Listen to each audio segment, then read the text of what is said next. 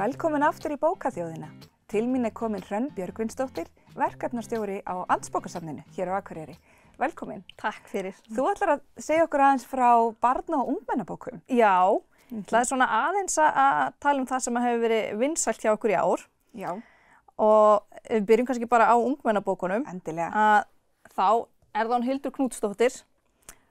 Hún gefur frá sér 2-3 jafnvel bækur ári hefur verið að gera undanfarið. Iðin við kolan. Algjörlega. Þessa skrifa hún með Þórdísi Gísladóttur. Já. Og þetta svona mjög líflegar og skemmtilegar bækur sem hún skrifa með henni. Og svo þær sem hún hefur verið að skrifa sjálfa, það svona meira kannski meiri fantasía og hrollvekja. Það eru margir sem muna eftir vetrarfríi og vetrarhörkur. Akkurat. Þær eru vinsalega alveg upp í menntaskóla. Algjör, ég gríp þessar bækur og les þar leið þær komi í hillu, þannig að þær eru mjög góðar. Mjög spennandi.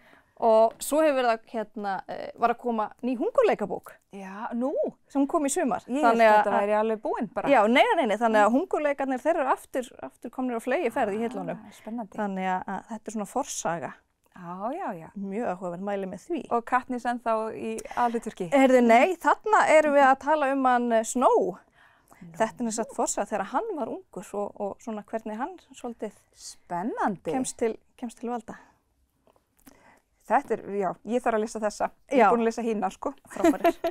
Já, það eru svo frábær heimur, fantasíheimurinn. Algjörlega. Hann alltaf svolítið vinsæll meðal ungmenna. Hann það. Já.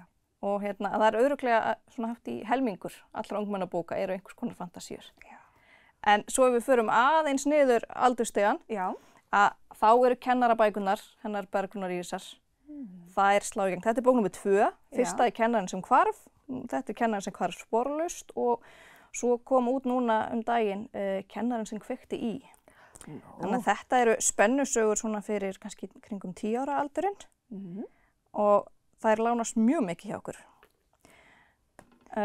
Bergrún Íris hún skrifaði líka Elstur í bekknum. Já, hún skrifaði langaelstur bækurnar sem eru einmitt líka mjög vinsæl. Þær eru svona kannski meiri barnabækur. Já, aðeins yngri. En mjög hún hefur komið mjög sterk inn í íslenska barnabókaflóru. Algjörlega, bæði sem myndskreitir og höfundur. Já. Og svo ertu með eitthvað fleira. Svo ég með Gunnar Helgason. Alltaf klassískur. Já, hann stendur fyrir sínu. Já, þetta ein af fjölmörgum bókum hana Stellu. Þetta hún Stella. Já. Einhverju muna kannski eftir leikritinu Mamma klikk. Það eftir einn af þessum bókum. Og hann heldur áfram að gefa þessar út. Palli PlayStation nýjasta bókin í þessari seríu. Þannig að mjög skemmtilegar. Siggi Sítróna. Siggi Sítróna, Mamma klikk, Pabbi prófessor. Þessar standa alltaf fyrir sínu. Já.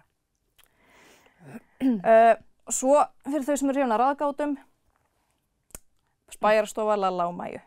Þetta er 10. bók sem þýdd á íslensku. Ég held að séu orðnar yfir 20 á frummálinu. Þannig að það koma það bil 2 bækur út á ári. Já, þessar eru gríðarlega vinsælar. Og ég get sagt allavega að minn 7 ára, hann elskar þessar. Ég ætla að segja, ég hef lesið þessar með mínum 6 ára, 8 ára. Já, þetta er einmitt alveg kannski svona 4 ára og upp úr. Já, og af því að þau eru að leysa ráðgátur. Það er einhvers konar þraut, það er eitthvað sem gerist og þau þurfa að finna sökudólgin. Já, og svolítið skemmtilegt einmitt að fremst í bókinni alltaf svona yfirlit yfir persónur og þannig að þau geta giska hver er sökudólgurinn í bókinni. Já. Það er mjög spennandi. Þetta er sniðugt. Já. Örlítið meir. Já, annað sem hefur verið mjög vinsælt, það er handbók fyrir ofurhetjur. Þetta er fyrsta bókin í seríunni, það eru orðnar 6 og það er líka, þetta er náttúrulega svona, ofurhetjubók fyrir yngri, en þær koma líka svolítið inn á svona eins og eineltismál og svoleiðis, þannig að þetta er eitthvað sem við getum algjörlega mælt með. Frábært. Og flott hvernig krakkarnir eru að tækla.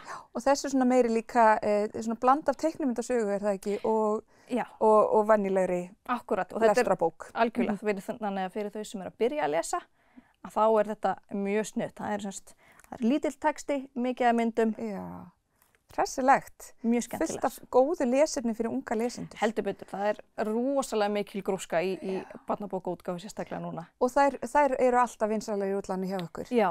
Er það ekki? Jú, algjörlega. Akkurat. Lánast mjög vel. Tíminn er nefnilega að hleypa frá okkur. Við getum örugglega setið hérna 2 mæður og rætt barna- og unglingabækur langan tíma. En þakka fyrir að koma og segja okkur aðeins frá því sem er svona vinsælast í útláni á Amtsbókasafninu. Takk.